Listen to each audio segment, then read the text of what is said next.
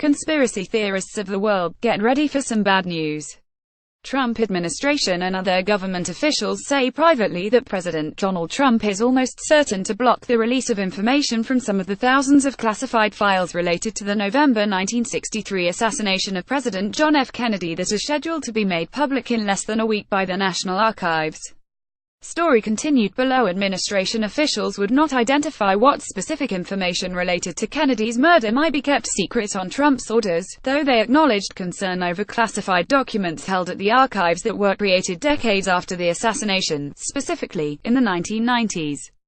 The officials held out a slim possibility that the always unpredictable Trump could decide at the last minute to release all the remaining JFK files held at the archives, tens, if not hundreds of thousands, of pages of long secret documents, but said it was highly unlikely, especially because of concern that documents from the 1990s might expose relatively recent American intelligence and law enforcement operations. Some of those documents could be partially released, with some of the information blacked out, they said. A previously released bare-bones index of nearly 3,100 never-before-seen assassination-related documents scheduled for release next week shows that the vast majority were created in the 1960s and 1970s, and many, if not most, of them appear likely to be declassified.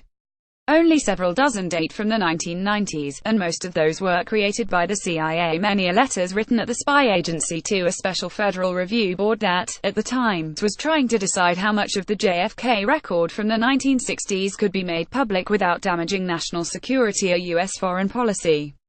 Lindsay Walters, a White House spokeswoman, told Politico magazine that the White House was working to ensure that the maximum amount of data can be released to the public by next Thursday, October 26, the 25-year deadline set by Congress under a 1992 law signed by President George H. W. Bush that was intended to try to tamp down conspiracy theories about Kennedy's assassination. But there has been concern, she said, over classified assassination-related documents stored at the National Archives that were created decades after Kennedy's murder. Some of the records within this collection were not created until the 1990s, and they need to be closely reviewed to guarantee there would be no identifiable harm to national security if made public, she said. She was not more specific in identifying the documents in question. A congressional official who has been closely monitoring the issue, speaking on condition of anonymity, said Trump had been under pressure from the CIA to block the release of some of the assassination documents on national security grounds, possibly to protect CIA tradecraft and the identity of agency informants who might still be alive.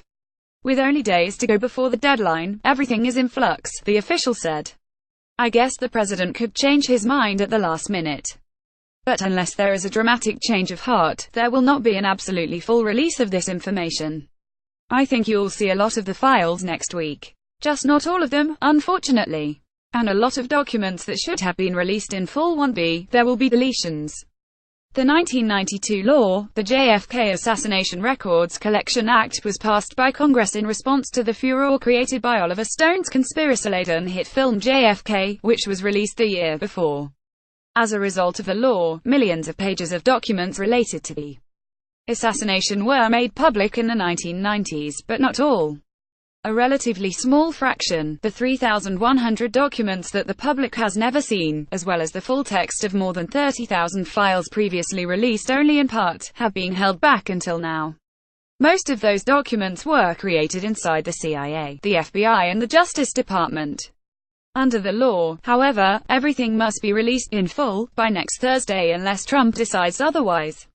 Until now, Trump, himself no stranger to conspiracy theories, including a seemingly bizarre theory offered during last year's presidential campaign that connected JFK assassin Lee Harvey Oswald to the father of Senator Ted Cruz of Texas, has given no clue in public on his plans for the JFK documents.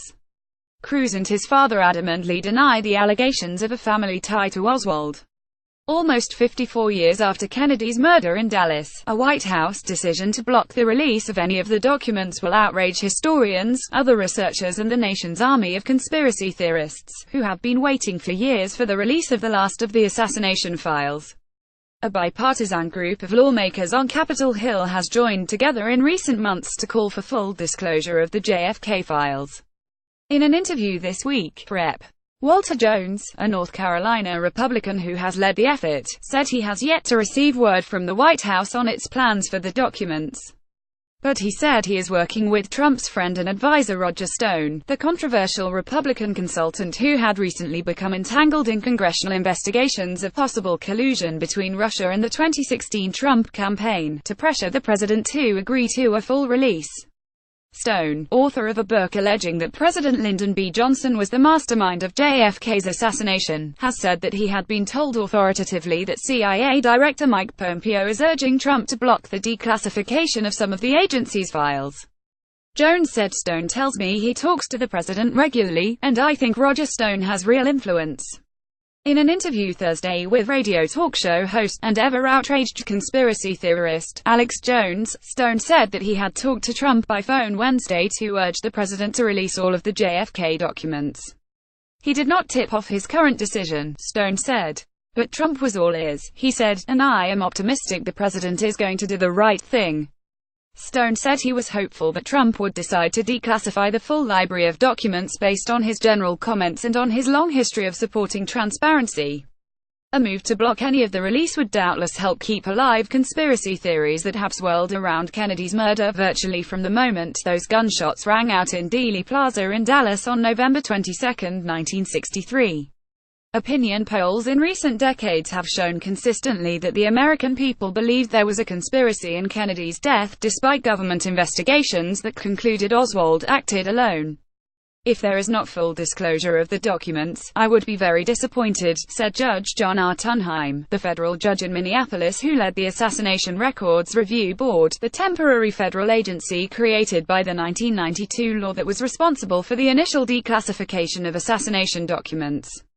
The time for full disclosure has long since passed.